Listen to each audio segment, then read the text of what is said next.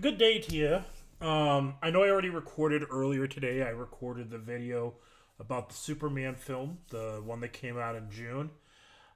Today, I would like to actually talk about something a little different. And that is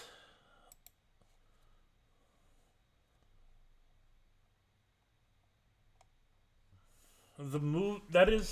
I'm responding to a comment from Facebook.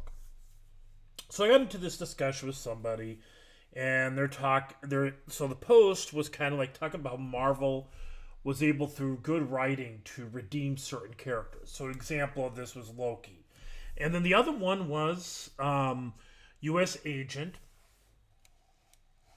who, or he's more accurately known as John Walker. I had to quick look that up. John Walker, he was in the movie Thunderbolts, and how he's been redeemed. And so somebody said, "Well, nobody likes him." And I said, so I asked this person, like, so have you seen Thunderbolts? Have you seen how he's redeemed through that movie? Or maybe you're given a better understanding, a little bit more empathy towards the character. It's kind of this redemption arc. And and honestly, it's a story of most of the characters in this film. And so the person response was, "Well, I don't go to movies for that. There's all that stuff is in the world. Why do we go to movies for that?" And so I understand paraphrasing, but this goes to a reality that we're dealing with in society right now. Is there a lot of troubling things going on in our world? Yes, definitely. Um, and I do believe there are movies that play the role of escapism. That they're very, very good at helping you to not have to think about certain things for a while. I'm a person that likes to watch like Mel Brooks movies or David Zucker movies if I'm really, really stressed or things are just getting too heavy. So, my kind of go tos like Dumb and Dumber, Tommy Boy, um, Robin Hood Men in Tights, Blazing Saddles, Spaceballs, those type of movies. And there's also movies like, if you want just empty, mindless action, you have like the John Wick films, you have Fast and Furious, Jurassic World, movies of that type. And no, Jurassic World, not Jurassic Park. These movies are good for a good, mindless entertainment. Comic book movies are not a place to find mindless entertainment. And in fact, the legacy of superheroes is that they tend to be very to deal with a whole slew of topics.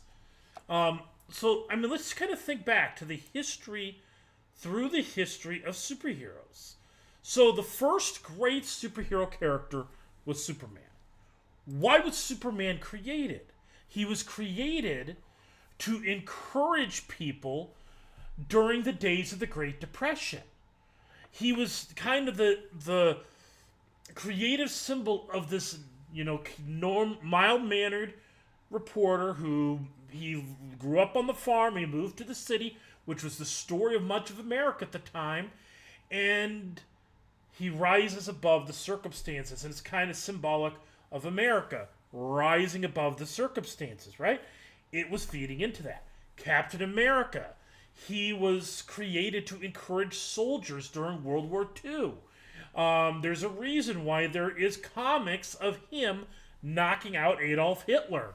All right, go forward. Or how about Batman?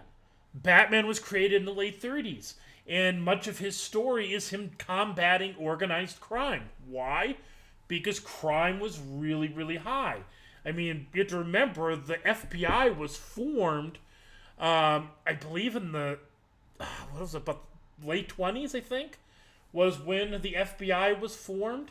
And that was in response to the rise of organized crime, like Al Capone, for example. The gangs in Chicago and mobsters and mafia, that type of stuff was all organized in that time. So it makes sense that Batman would come out and he'd be dealing with those real life issues. Fast forward to the 1960s. Marvel Comics starts becoming the big thing, and they release the X-Men. The X-Men is very much tackling the civil rights movement, tackling racism. I mean, there is no doubt that Professor Xavier is analogous to Martin Luther King Jr., and to some degree, Magneto is analogous to Malcolm X. Not completely, but to some degree. And they kind of played into that to some a little bit. Again, it's not a perfect one-to-one comparison, but it's kind of going into that idea. And all of it is about prejudice. Um, you know, Spider-Man. He's a character who was created to relate to kids, to teenagers who are bullied and picked on in high school, middle school, elementary, whatever. And again, seeing this guy who, he rises above and he defeats the bullies, he defeats the villains. And by the way, this kind of a thing in a lot of the Marvel comics is somebody overcoming the bullies of the world. And so, I mean, comic books have always dealt with this. The same holds true when you get into some of the movies. You look, or the TV shows. I was going to say the movies, but the movies are probably part of the problem why people see it purely as entertainment. Because, like, the original Superman film was much more entertainment oriented. Does it have some underlying stuff going on in there? Yes. But it was mostly just entertainment driven. Even Batman, the 1989 Batman, I love the movie, don't get me wrong. And I like Batman Returns. I like both of those movies. But again, it focused much more on the entertainment aspect than it did on, kind of exploring and pondering and considering the world around us. This was not true. This, however, was not true of what was going on in animation. And I want you to understand that the 1990s produced X-Men the Animated Series, Spider-Man the Animated Series, Batman the Animated Series, Superman the Animated Series, Batman Beyond, the DCAU, these great cartoons from Marvel. And the people who grew up watching those movies are adults now. And it should not be, and if you watch these movies, they deal with some real issues at times. I mean, X-Men, you kind of chuckle at it because it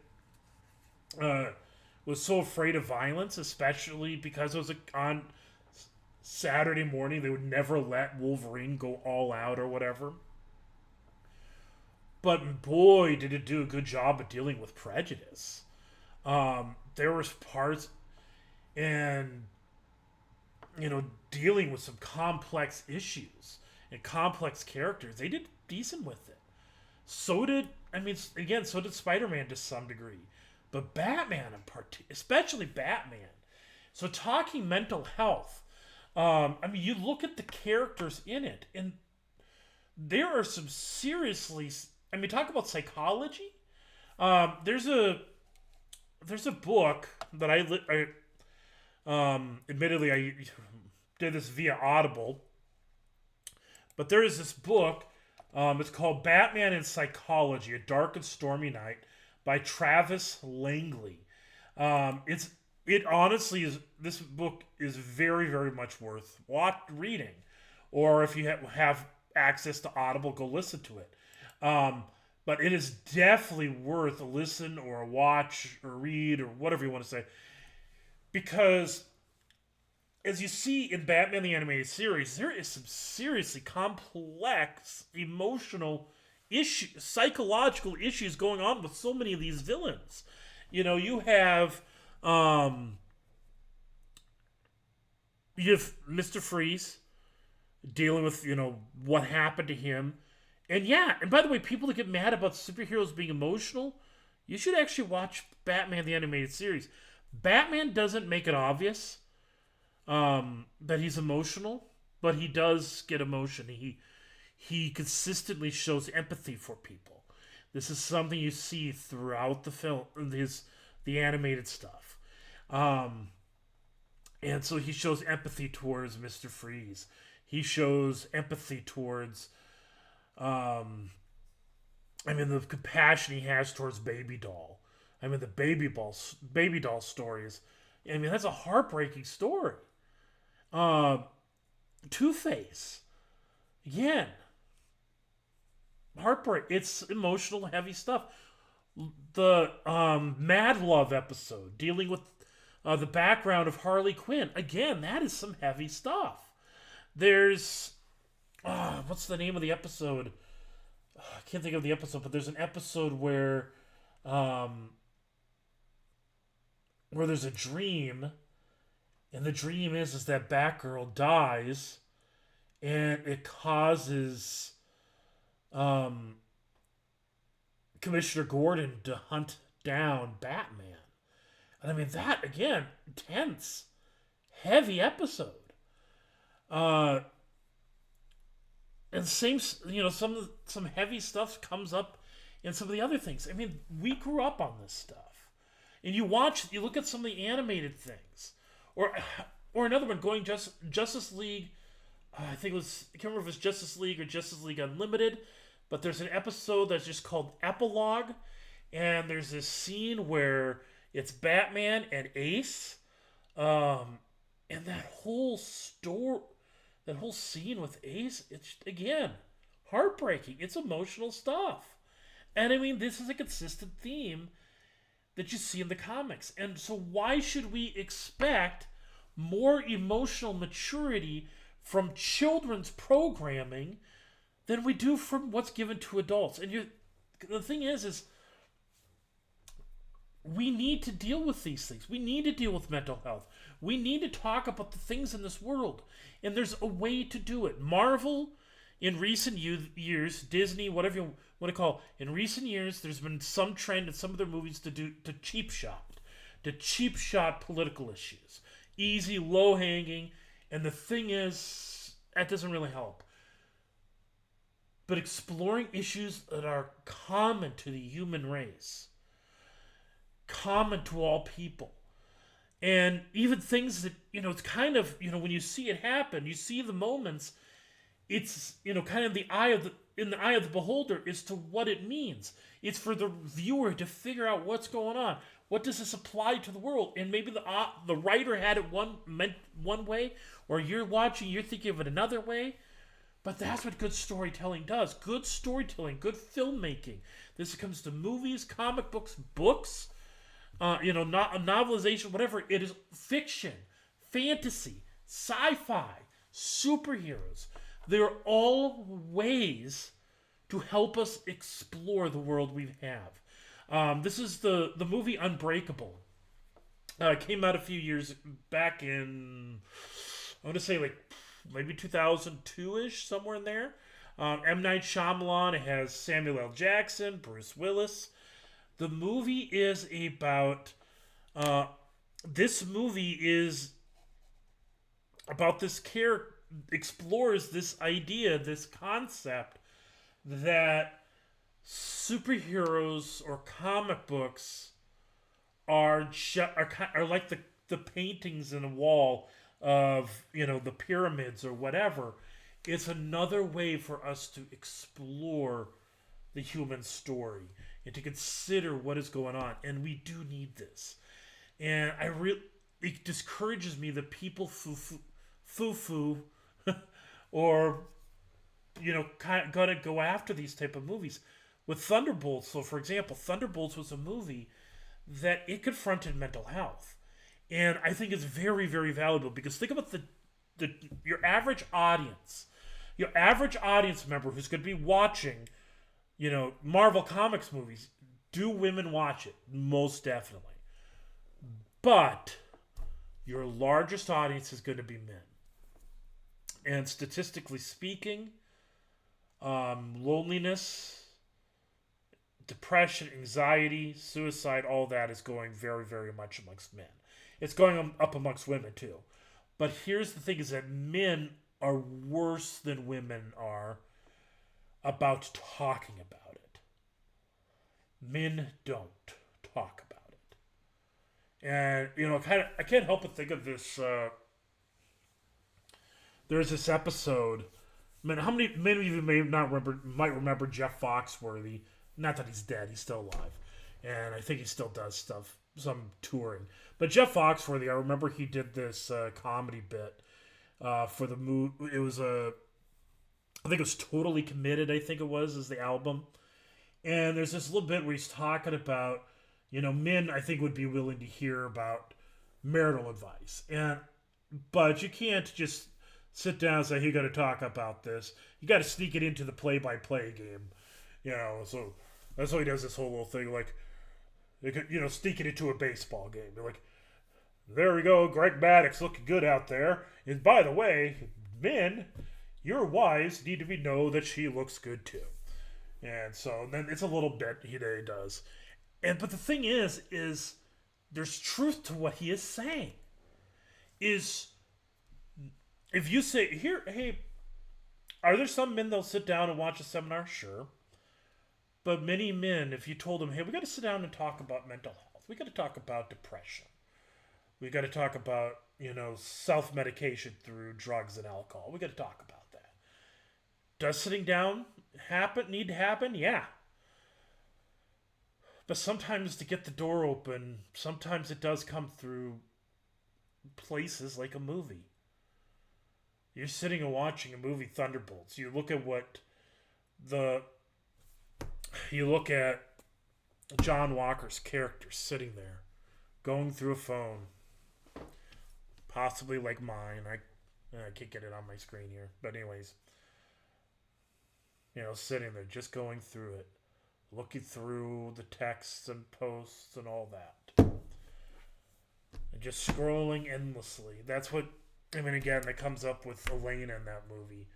There I am, just endlessly scrolling, and I think way too many of us could very, very much relate with both of that. And we do need to talk about this. We do need to talk about this. And the solution in the movie was community. And I'd say very much so that'd be a big part of it. Because again, we are a very isolated people, and I honestly think, things like this make it worse. We just get more and more disconnected from one another. And we need to talk about it somewhere, and I know people say, well, I want excitement and entertainment. And you know what? I'm totally on board with that.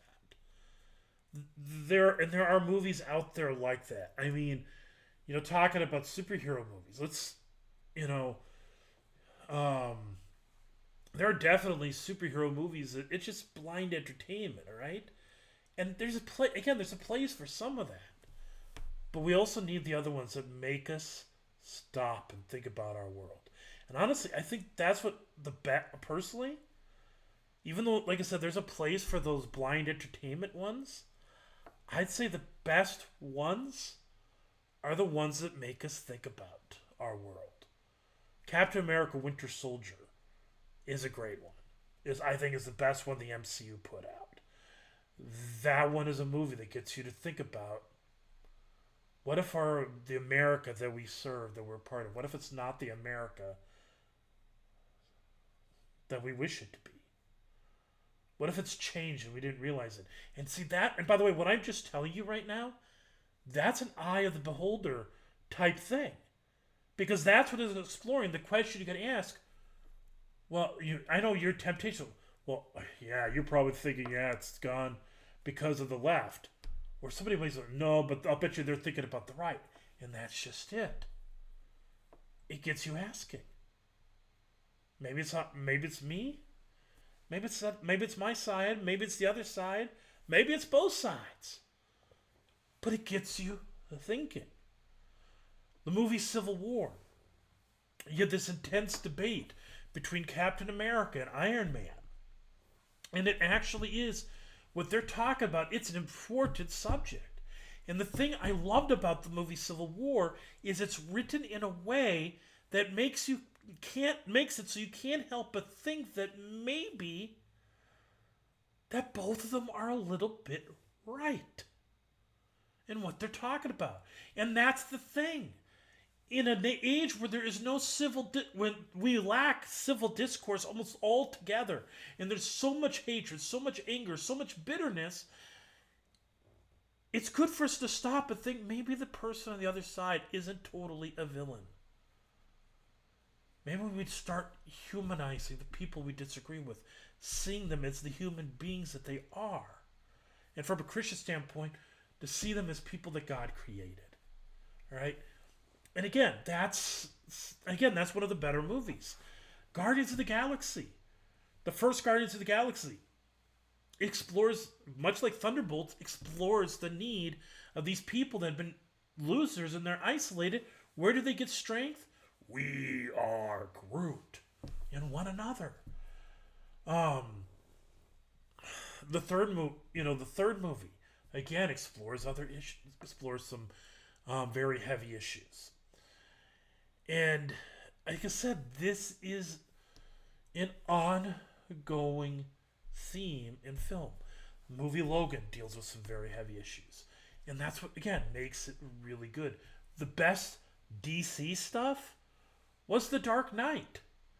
The Dark Knight had a lot of things that you're wrestling with.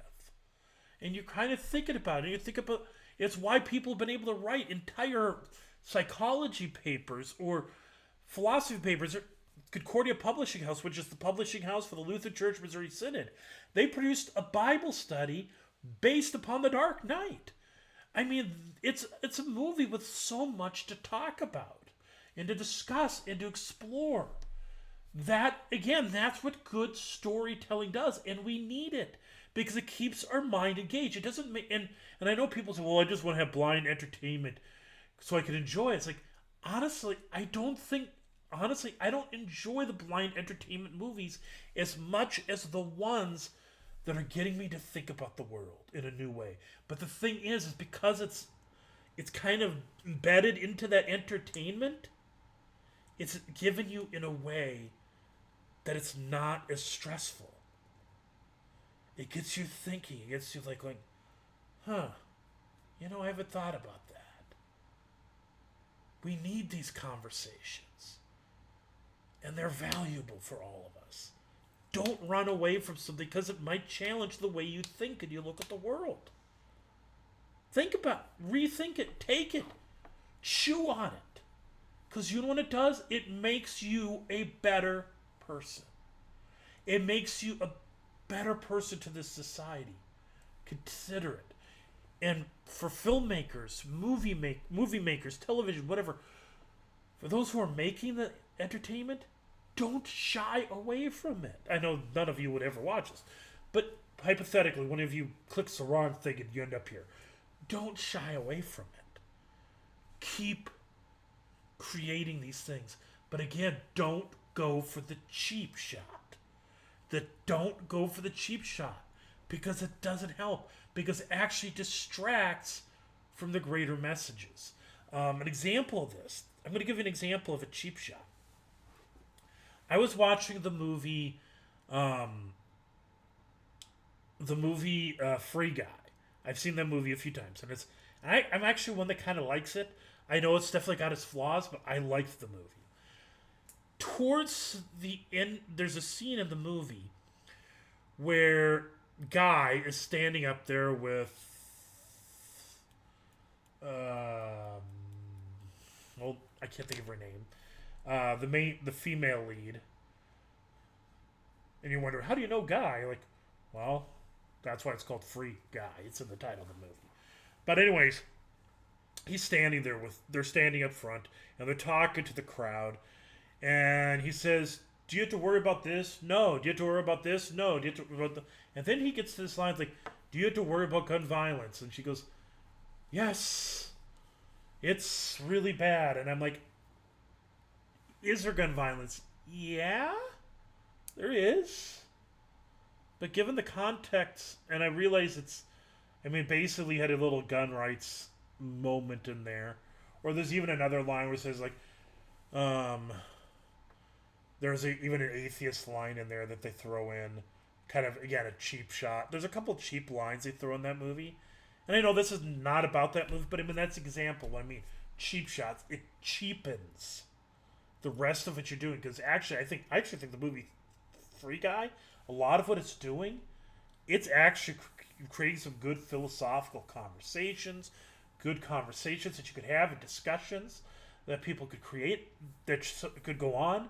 But you throw cheap shots in there, it kind of distracts.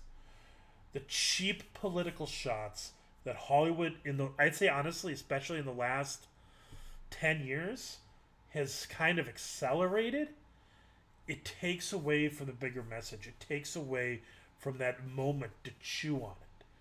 And so, and by the way, if you really going back to that whole gun thing, I think movies that talk about the gun debate is a good idea. But the thing is, the smart way to do it is do it in a way that creates conversation. Not cheap shotting. Get people thinking. Get people thinking on both sides. Why are some so urgently protecting the Second Amendment? Why are some so urgently fighting for gun control? Why? Consider it. And that's what a good movie does. And I think there's ways to explore that, again, without the cheap shots and without the demonization of people on one side or the other. So there's my kind of ramble today. So have a good Friday, a good Friday evening, a good weekend, and catch a good movie, read a good book, go for a drive and listen to some Audible, or pick up a good graphic novel or comic book. Either way, enjoy the weekend. In Jesus' name, amen.